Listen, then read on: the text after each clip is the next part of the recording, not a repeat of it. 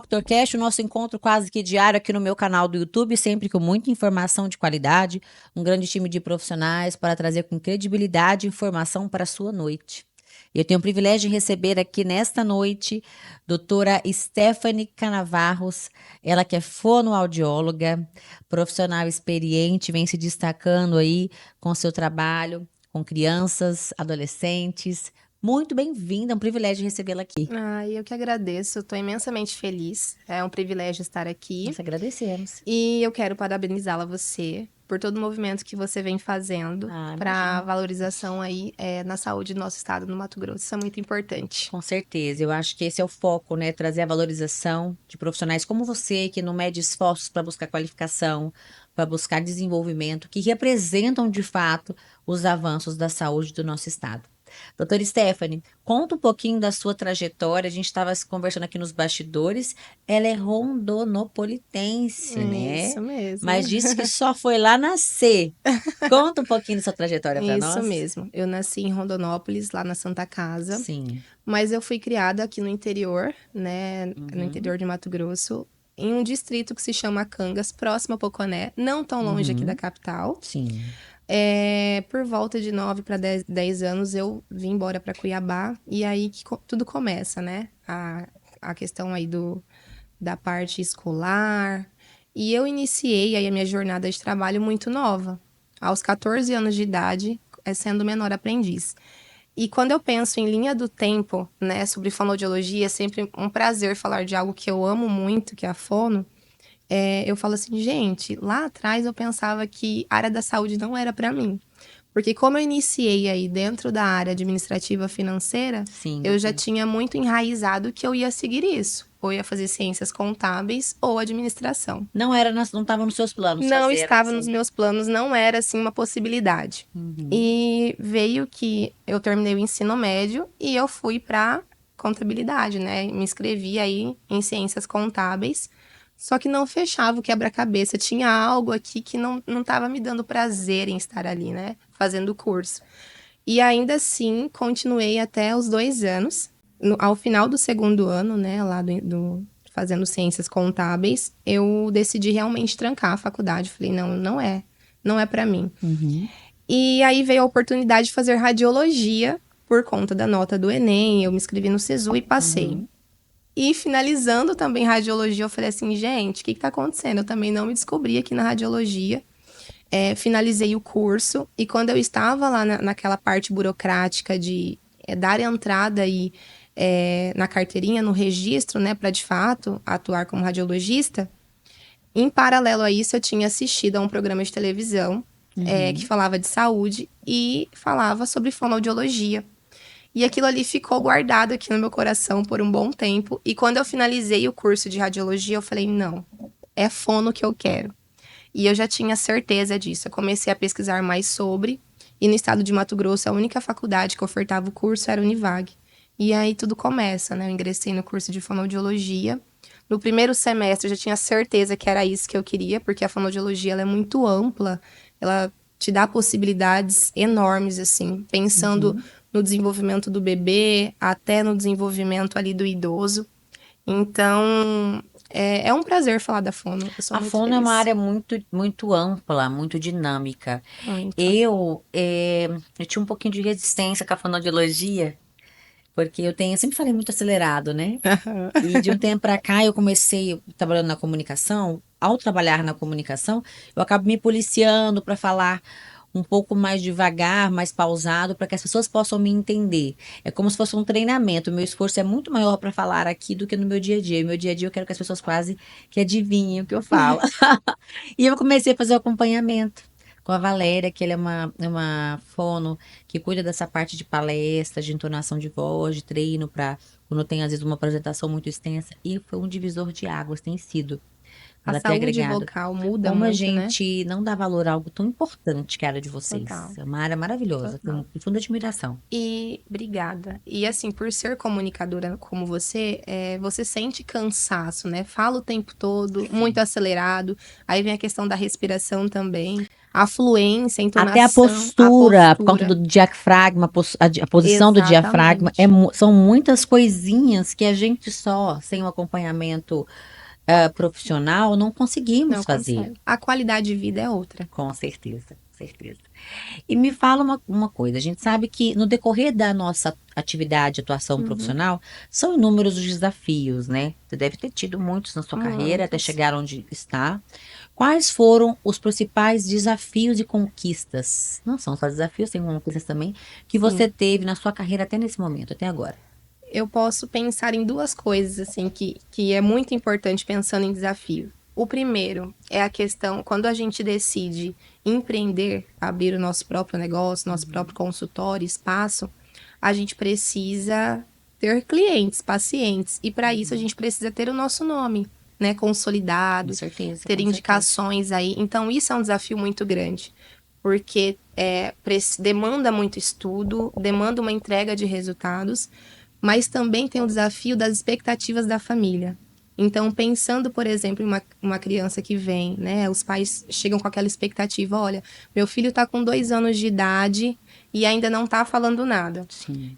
Como mãe, né? Como mãe fonoaudióloga, a gente já tem aquela expectativa do seu filho te chamar de mamãe, A papai, gente tem pressa, a ou gente tem compara muito os filhos, né? pressa. Nós comparamos muito nossos filhos com os filhos de outras pessoas. A gente fica olhando o avanço dos demais e comparando, né? Exatamente. O que está acontecendo que meu filho também não está conseguindo desenvolver?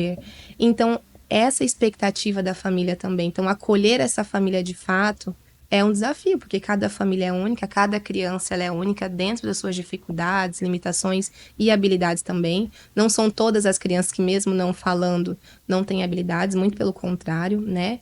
Então, é o desafio de pensar na parte do empreendedorismo, né? Consolidação de pacientes e também alinhar expectativas familiares. Então, são duas coisas, assim, como desafio que são bem importantes.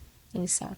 Doutor, o atraso na fala é uma preocupação muito comum para muitos pais, né? De maneira geral, o que que caracteriza o atraso na fala das crianças? A gente sabe que existe um atraso que é considerado normal, Uhum. mas um atraso que requer uma atenção especial. A doutora poderia diferenciar para a gente? Sim.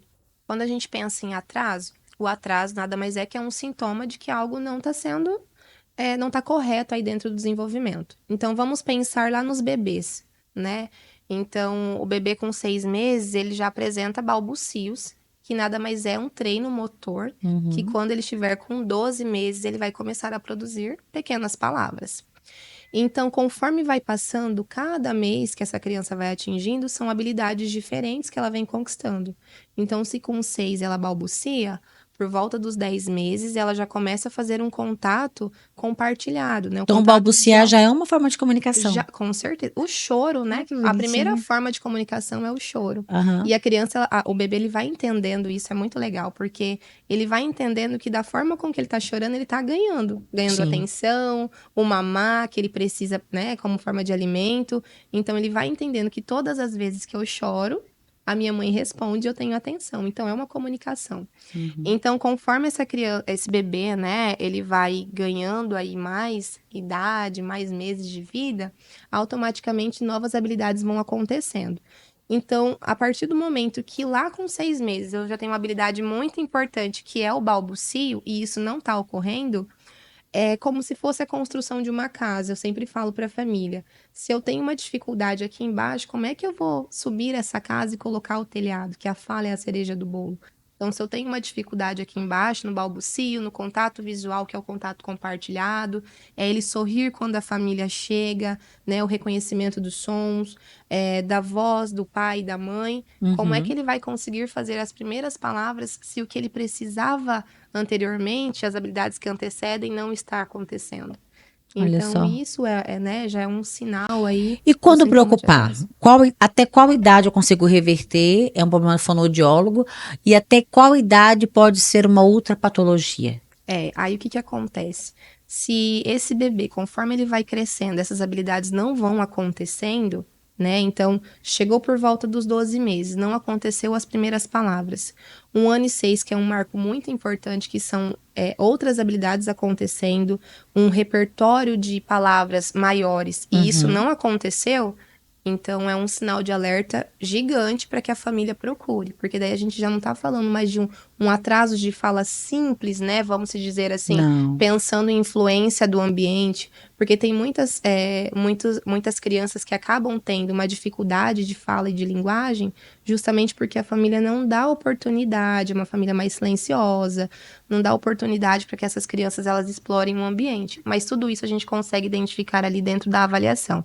Se isso é um sinal, né, um sintoma de algo maior, ou se realmente a gente já está pensando aí talvez em um transtorno de fala, de linguagem. Quais transtornos costumam prejudicar a fala? Aí nós temos, pensando em fala, né, que fala é o ato motor, a linguagem é a questão da compreensão de tudo, então tem a questão do vocabulário, quando eu uso isso, a comunicação, que daí já entra na parte pragmática, e tem a comunicação, que a comunicação não necessariamente eu preciso produzir sons, né? Temos várias formas de comunicar hoje, como a comunicação alternativa, né, que não necessariamente eu preciso produzir.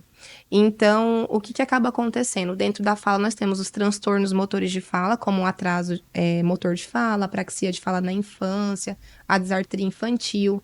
Dentro da linguagem, nós temos o transtorno do desenvolvimento da linguagem, o transtorno de linguagem, né? Então, nós temos aí uma gama de transtornos que podem ocorrer, né? Uma criança aí pode ter dentro do desenvolvimento. Então, por isso que é muito importante, a qualquer sinal de alerta, buscar avaliação. Com certeza. Quais são os sinais de alerta, doutora? Então, quando a gente pensa em bebês, e aí conforme vai crescendo, como eu disse anteriormente, a gente precisa entender se essa criança, eu tô chamando, ela tá tendo, entendendo o que eu tô chamando, ela tá ouvindo, né, quando eu falo, ela procura os sons, ela acaba tentando, pelo menos, tendo essa intenção comunicativa, né, Sim. tudo isso são sinais aí que pode estar acontecendo alguma coisa. Então, eu não consigo, eu tô vendo que meu filho não está conseguindo interagir com outras crianças, por exemplo. Então, também é um sinal que a gente precisa ter atenção aí. Com certeza, doutora. Ahn, quais são os sinais mais comuns de que uma criança pode estar enfrentando dificuldades com a fala? E como que os pais eles podem diferenciar um atraso leve de algo que realmente precisa de atenção profissional? Eu vou dar o exemplo da idade de 2 anos. 2 anos é um marco muito importante, porque aos 2 anos a criança ela começa a formar pequenas frases. Então, pensando em substantivo e verbo. Então, mamãe, água, dá água. Então, a criança tem um marco importante de repertório de palavras. Então, se eu pensava em uma criança que tinha 15, 20 palavras, eu estou pensando em uma criança que vai ter 200 palavras no seu repertório, Sim. né? E aí a formação de frases. E aí existe a idade da birra, né? Que é os terríveis 2 anos, e isso acontece. É algo comprovado, né? Então, se eu tenho uma dificuldade de me comunicar, é a mesma coisa quando eu não entendo uma língua de fora. Então, eu estou tentando me comunicar e isso gera uma frustração muito grande. Mas como somos adultos, a gente consegue reverter essa frustração. Um bebê de 2 anos, uma criança de 3, não consegue ainda, porque ela não tem aí funções executivas formadas o suficiente para entender. E aí ela joga tudo isso para o comportamento. Então ela se frustra mais, ela tende a chorar muito mais, ela acaba mordendo mais, ela chama atenção de uma outra forma e ela já começa a entender que ela tem uma dificuldade comunicativa muito grande. Então acaba jogando todas as informações para o comportamento. Então, é muito choro, é muita birra, que na verdade é uma dificuldade de comunicação. E quando a gente não consegue se comunicar, é muito ruim, né? Com Imagine um bebê, uma certeza. criança. Para eles deve gerar um estresse, né? E a forma deles Total, exacerbar, deles colocarem para fora é diferente da nossa, né? total. E assim, pensa, eu não Acaba que fica uma consigo. criança muito chorosa, doutora. Muito, muito. Chora por tudo. Aí os pais interpretam como birra, e quando na verdade não é. Eles não conseguem fazer uma sociabilização com uma outra criança da mesma idade. Então é uma criança que Mais retraída. mais retraída ou aquela criança que as pessoas falam que é mais levada, né? Que daí começam a correr para cá e para lá, porque Tem não que consegue. descontar de alguma De forma. alguma De forma alguma ela forma. precisa expor isso aí. Uma vez identificado um atraso, quais são os passos para começar o tratamento? Como que funciona, doutor, o processo de intervenção fonoaudiológica? Primeiro, a criança, né? Criança ou bebê aí precisa passar por uma avaliação. Então, nós temos testes padronizados para cada marco do desenvolvimento, né? Então, e tem a observação clínica que é soberana. Então, passou por essa avaliação fonoaudiológica, aí sim é traçado os objetivos específicos para aquela criança. Então, se eu tenho uma criança com um transtorno motor de fala, como citado, uma apraxia de fala na infância, por exemplo, nós temos métodos aí que são muito eficazes e que ajudam a potencializar aí o desenvolvimento dessa fala, né? Então, se eu identifiquei que realmente existe um atraso motor de fala, uma apraxia de fala na infância, aí é estabelecido metas, né? Os objetivos, na verdade, para que essa criança comece a alcançar e a gente comece a desenvolver aí a fala e a linguagem. Existem técnicas específicas que você utiliza para ajudar a acelerar o desenvolvimento da fala? Existem técnicas também que são passadas para os pais para que eles possam aplicar isso ali com as crianças? Tem, como na parte, né, pensando ali dentro do consultório fonoaudiológico, existem aí os métodos mais eficazes, né? Então, nós temos hoje aí o REST, que são para crianças maiores, tem o DTC, tem o Prompt também, que é muito eficaz dentro dos transtornos motores de fala. E os pais, o que acaba acontecendo? Um método é aplicado pela fonoaudióloga, né? Porque daí ela sabe os pontos, Sim. como aborda, como que coloca isso na prática. E a família é muito importante nesse processo, porque a família ela precisa ser orientada de uma forma efetiva, senão a família fica perdida e aí a gente começa a falar em linguagens diferentes. Então, o que é muito importante? Além de acolher essa família, fazer orientações efetivas e de forma, né, que ela entenda, usando uma linguagem clara, simples e que ajude a potencializar isso em casa. E não só a família, mas como a escola. Então, eu sempre faço visitas escolares justamente para quê? Aquelas crianças que estão na escola, os educadores precisam saber o que está acontecendo, Com certeza. né? E isso é uma ponte que facilita. É a fono, a escola e a família. É muito importante para esse desenvolvimento. Existem atividades práticas que os pais podem adotar em casa para ajudar os filhos no desenvolvimento da fala, doutora? Porque a gente sabe do papel, a doutora acabou de mencionar do papel fundamental que os pais têm, a família tem Sim. nesse desenvolvimento. Existem atividades, né? Algumas coisas que podem ser desenvolvidas no lar para poder estimular essa fala? Sim, como forma geral, né? De uma forma geral aí, a primeira coisa que eu sempre falo para todas as famílias, sentar no chão e brincar. Ai, brincar é fácil. Não, gente, tem muita família que tem dificuldade em ideação, Sim. criatividade. Do que eu posso brincar com meu filho, né? Pensando em uma criança que está com uma produção muito baixa de palavras, a gente escolhe aí brincar de fazenda, fazer sons de animais. E aí, conforme essa criança vai adquirindo, a gente vai aumentando esse repertório de brincadeiras. Com crianças maiores, brincar aí, por exemplo, de restaurante, de mercado.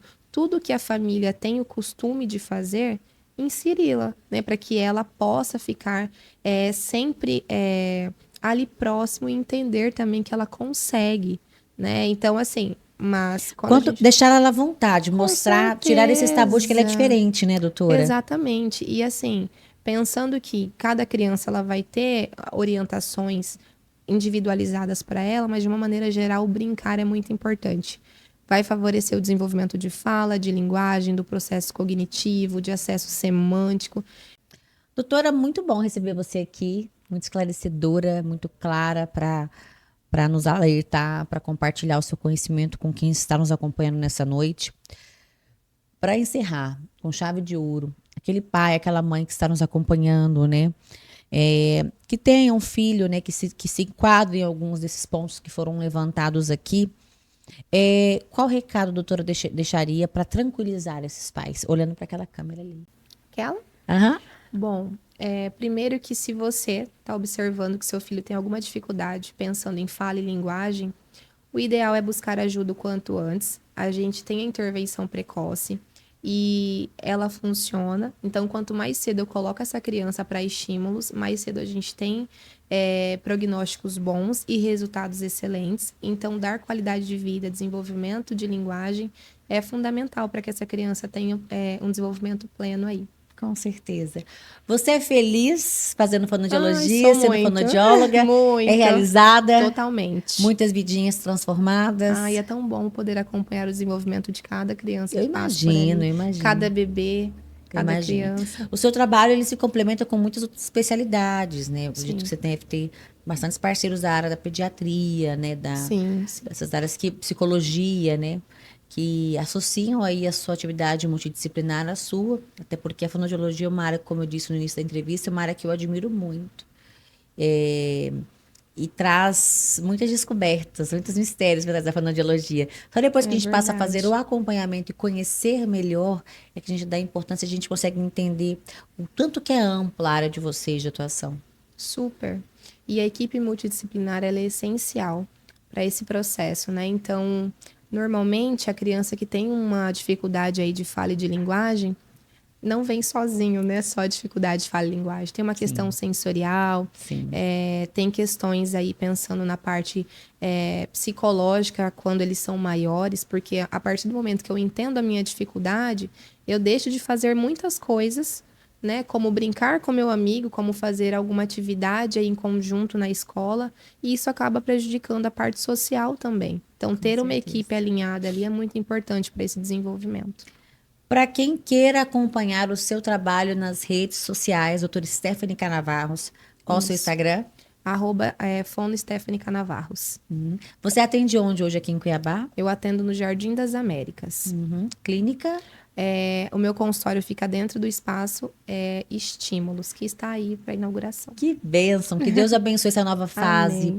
Eu espero você no dia 19/11, no Lila Maluf, para celebrarmos juntos os Claro. avanços da saúde do nosso estado. E por falar em avanço, como que você enxerga os avanços da saúde do nosso estado, de quando você formou para os dias de hoje?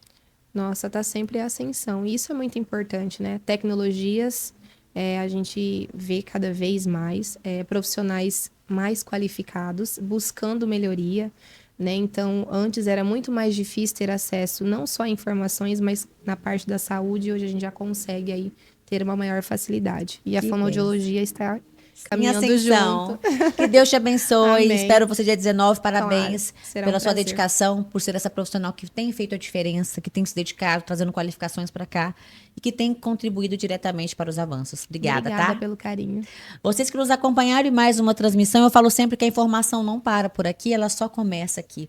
Cabe a você agora compartilhar, replicar essas informações para que mais vidas possam ser acessadas e possam ser impactadas através da informação de qualidade. Eu espero vocês amanhã nesse mesmo canal, nesse mesmo horário, para mais um DrCast. Até lá.